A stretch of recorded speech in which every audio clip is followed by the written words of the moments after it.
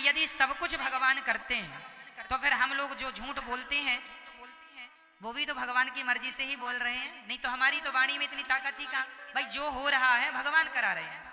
हम सच बोलें तो ईश्वर, बुरा करें तो ईश्वर, भला करें तो ईश्वर, सब भगवान कर रहे हैं। तो इस बात को यदि आप हमसे प्रश्न करें कि महाराज जी इसका समाधान दीजिए, तो आओ मैं एक दृष्टांत से इसका समाधान देता हूँ। क्या सच्ची हमारे झूठ के गुनहगार भगवान हैं? क्या सचमुच हमारे चोरी के गुनहगार भगवान हैं? आओ इसे एक दृष्टांत से समझने की कोशिश करते हैं। आप रेडी हैं? सावधान, बोलो हाँ। चलिए सुनो। एक बगीचा था। उस बगीचे में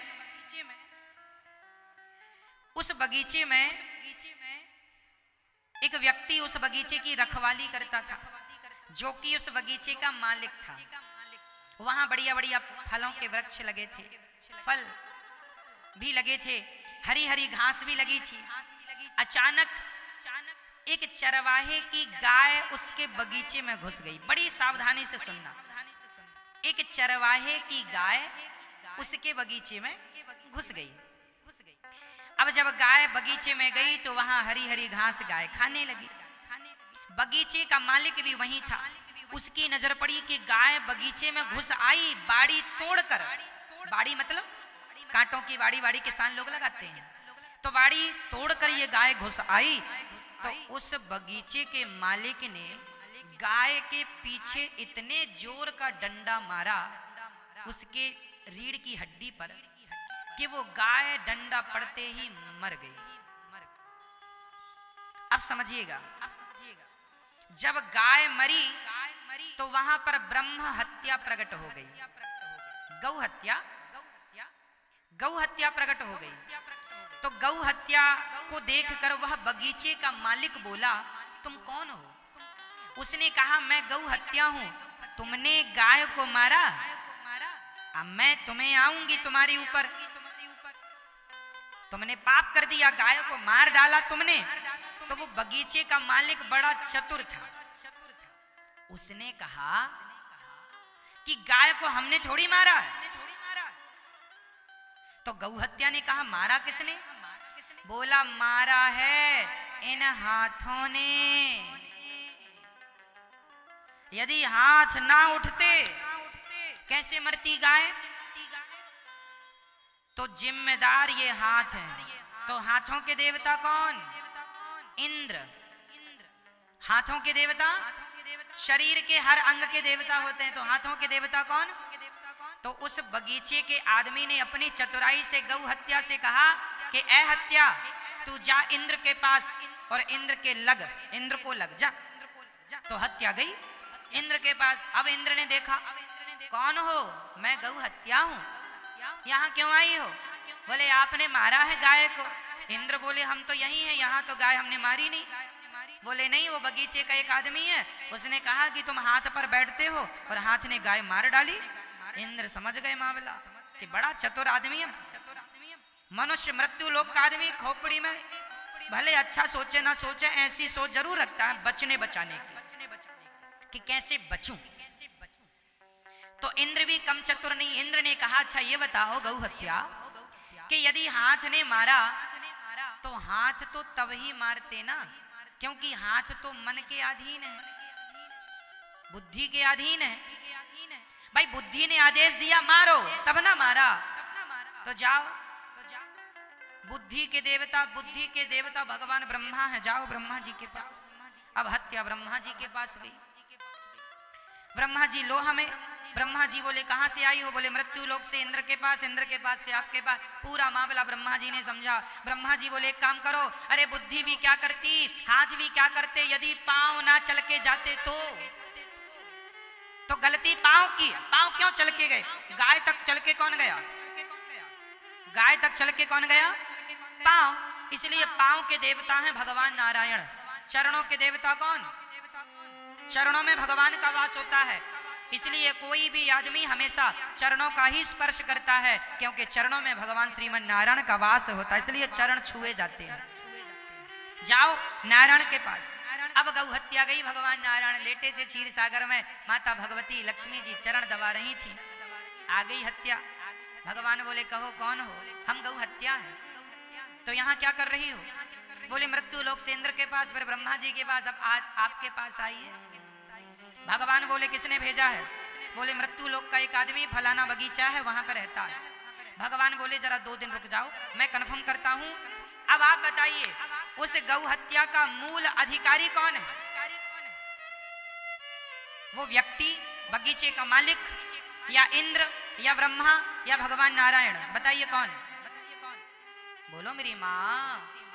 भगवान बोले चलो मैं निर्णय लेता हूं। तो भगवान ने एक चरवाहे का रूप बनाया। भगवान ने चरवाहे का रूप बनाया और भगवान ने गाय ली और फिर भगवान गाय चराने चले गए उसी के बगीचे के बगल में। और फिर भगवान की कृपा से वो गाय बगीचे में घुस गई और वो बगीचे का मालिक फिर आया। और जब आया तो उसने गाय को फिर लाठी से मारना चाहा तो भगवान ने रोका, भैया भैया हमारी गाय धोखे से घुसाई, जरा माफ करो माफ करो। तो भगवान ने पूछा क्यों, ये बगीचा किसका है? बोला मेरा है, मेरा। बोले ये डंडा किसका है? मेरा है, मेरा। ये हाथ किसका है? मेरा हाथ, मेरा। देख रहे हो पावर? मेरा हाथ। ये पांव किसके हैं? मेरे पांव। मेरा पांव। ये जो बुद्धि है तेरी, ये किसकी? मेरी बुद्धि है, मैं बड़ा आदमी हूं यहाँ बगीचे का। भगवान बोले पागल, जब बगीचा तेरा, हाथ तेरा, पांव तेरा, तो हत्या भी तेरी ही हुई। ये ब्रह्म हत्या अपनी रख, चल यहाँ से। ये जो ब्रह्म हत्या तूने की है, वो गौ हत्या जो तूने की है, उस गौ हत्या का अधिकारी, उस पाप का अधिकारी भी तू, चल पाप भोग। होशियार बन रहा है। सोचो, अब समझना इस बात की गहराई को। हम लोग कहते हैं ये घर मेरा है, ये पत्नी मेरी है, ये पुत्र मेरा है, लेकिन हम कहते हैं ये पाप हमारा नहीं है, ये पाप तो भगवान की मर्जी से हुआ है। लो, पत्नी तुम्हारी, पैसा तुम्हारा, शरीर तुम्हारा, मीठा मीठा गप, कड़वा कड़वा थू थू थू, मीठा मीठा गप, कड़वा कड़वा थू, ये तो अच्छा नहीं हुआ। मेरी माँ, यदि आपके अंदर ये विचार हो कि ये पत्नी भी भगवान की, पुत्र भी भगवान का, घर भी भगवान का, पैसा भी भगवान का, ये संपत्ति सब रघुपति के आही, ये शरीर भी भगवान का, यदि आपने समर्पण कर दिया, नाथ मेरा सब कुछ आपका है, तो फिर तुम जो पाप करोगे ना, वो पाप भी सच्ची भगवान का ही माना जाएगा। लेकिन आप कहो कि घर मेरा, पत्नी मेरी, पुत्र मेरा, परिवार मेरा, पैसा मेरा, पद मेरा, प्रतिष्ठा मेरी, शरीर मेरा, लेकिन पाप भगवान का, तो साहब ये बात तो कहीं तर्क पे बैठ नहीं रही है बराबर कसौटी पर। सब तुम्हारा है तो फिर पाप भगवान का कैसे हो गया? फिर झूठ जो तुमने बोला है तो झूठ के अधिकारी तुम ही कहलाओगे, भगवान क्यों कहलाएगा? बोलो मेरी माँ, पत्नी तुम्हारी है, सब तुम्हारा है और झूठ भगवान का। वाह! यदि आप सच्चे भक्त हैं और आप कहते हैं कि सब कुछ भगवान का है, यदि आप दिल, दिमाग, मन, बुद्धि से मान लेते हैं कि ये सब कुछ ईश्वर का है, तो मैं आपको लिख कर देता हूं, यदि तुम मान लोगे कि ये शरीर भगवान का है तो तुम्हारा हाथ कट जाएगा, जरा सा भी तुम्हें दर्द नहीं होगा, क्योंकि मान लिया है तुमने भगवान का है, तो दर्द भी भगवान को होगा, तुम्हें नहीं होगा। ये उच्च कोटि की साधना और भक्तों के लक्षण है। कई भक्तों की कथा आती है जिन भक्तों के लोगों ने हाथ काट दिए थे। सदन कसाई की कथा मैंने आपको सुनाई, कई महीने पहले सुनाई थी, दोहरा देता हूं आपको। सदन कसाई था, उसके पास एक शालिग्राम भगवान जी थे। शालिग्राम भगवान जी से वो मांस तौलता था, उसी शालिग्राम से वो 2 किलो भी तौल देता था, 10 किलो भी तौल देता था, 5 किलो भी तौल देता था। किसी साधु ने कहा, अरे पगले, ये शालिग्राम भगवान है, इसे तुम तराजू में रख करके बताओ, मांस तौलते हो, बड़ा तुमने गलत व्यवहार किया। तो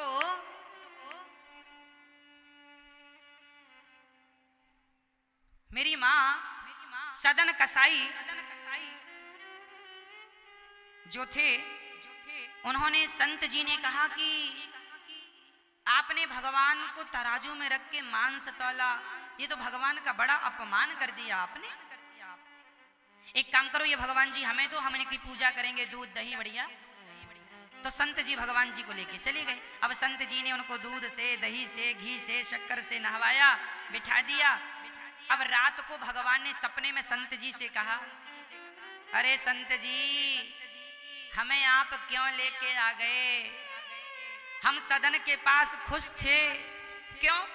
बोले वो हमें रोज झूला झुलाता था तराजू में, रोज झूला झूलने का मन करता, रोज ठोर तराजू ऊपर नीचे 50 बार झूला झुलाता, हम बड़े खुश थे उसके झूले में, और तुम यहाँ ले आके बिठाल दिए हमें, बस 2-4 मिश्री के दाने दे दिए, हो गया। हम संतुष्ट नहीं है आपके पास, हमें जल्दी दे के आओ। आधी रात को बाबा जी को सपने में भगवान ने कहा दे के आओ। बाबा जी जागे और सदन के घर का दरवाजा खटखटाया, भैया खोलो।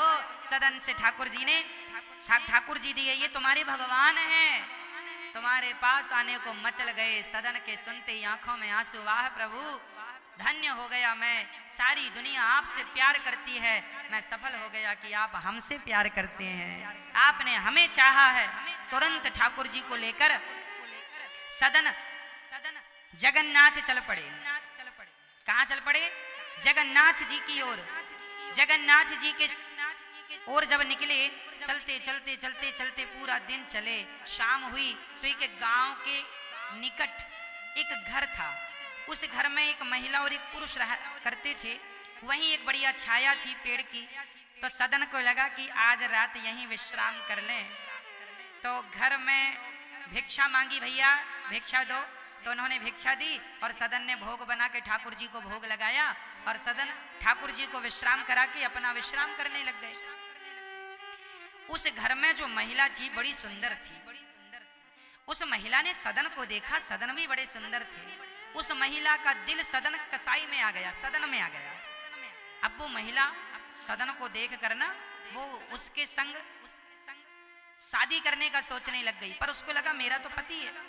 रात को जागी और सदन को जगाया, सुनो सुनो, तुम हमें बहुत पसंद हो, हम तुमसे शादी करना चाहते हैं। सदन बोला, अरे माँ, आप तो मेरी माता हो, मैं तो जगन्नाथ जी जा रहा हूँ ठाकुर जी का दर्शन करने, मुझे कोई गृहस्थी नहीं बसानी, मेरा तो मन भगवान में लगा है, पर लगे रहने दो। उसने कहा अच्छा रुको, तुम्हें मेरे पति का डर है ना। उस महिला ने तलवार निकाली और अपना जो पति था उसे लगा कि जब तक ये जिंदा रहेगा तब तक ये आदमी मुझे नहीं मिलेगा, तो उसने तलवार निकाली और अपने सोते हुए पति की गर्दन काट दी। उस महिला ने, उसको लगा कि इसके कारण ये मना कर रहा है, तो अपने सोते हुए पति की उसने गर्दन काट दी। और सदन के पास आकर बोली, सुनो, हमने अपने पति को मार दिया, अब तुम्हें कोई टेंशन वाली बात नहीं, हम लोग इसे जमीन पे गाड़ देते हैं, आज से तुम हमारे पति बन जाओ।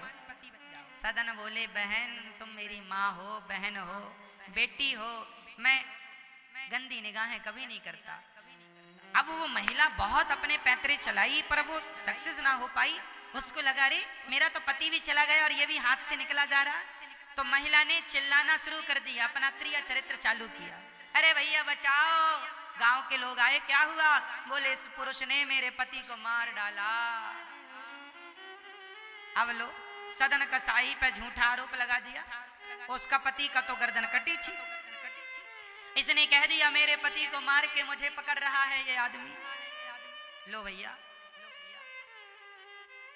सवेरा हुआ, गांव के लोगों ने सदन को खूब मारा और मार के राजा के सामने खड़ा किया।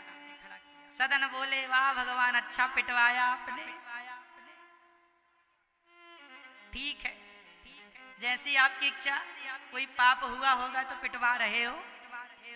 सदन मुस्कुरा रहे हैं भीतर भीतर, ये ठाकुर जी की लीला है। वो समझ, देखो भक्त ना कभी ये नहीं सोचता कि अरे ये हो गए ना, वो ये समझ रहे हैं कि ये भगवान की कोई ना कोई लीला है। सदन को राजा के सामने खड़ा किया गया।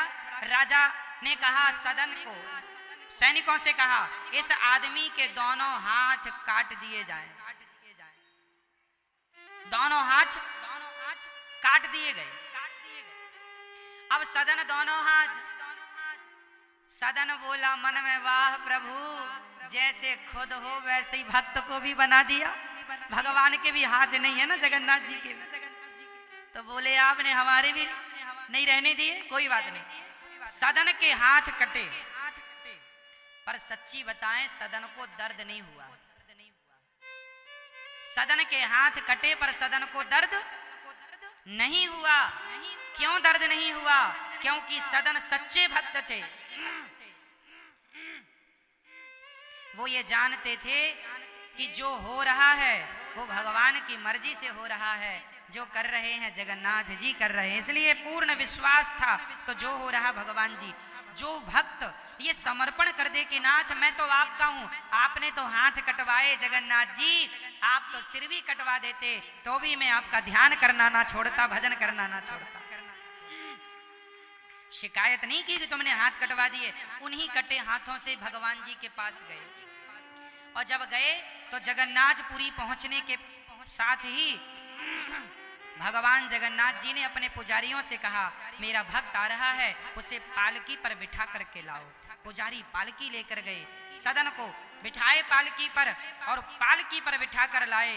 और सदन ने जगन्नाथ जी को जैसे ही हाथ जोड़कर प्रणाम करना चाहा, अपने आप उनके हाथ उत्पन्न हो गए, प्रकट हो गए, ज्यों की त्यों हाथ आ गए उनके। तो सदन ने भगवान से सवाल किया कि प्रभु जब हाथ लौटाने ही थे आपको तो कटवाए क्यों? तब भगवान बोले बेटा ये तुम्हारे पूर्व जन्म का पाप था, उस पाप के कारण तुम्हारे हाथ कट गए। कौन सा पाप था? तो जगन्नाथ जी ने कहा सदन पिछले जन्म में तुम बहुत बड़े साधु थे, बहुत बड़े साधु थे। तुम जंगल में बैठे तप कर रहे थे, तभी वहां पर एक कसाई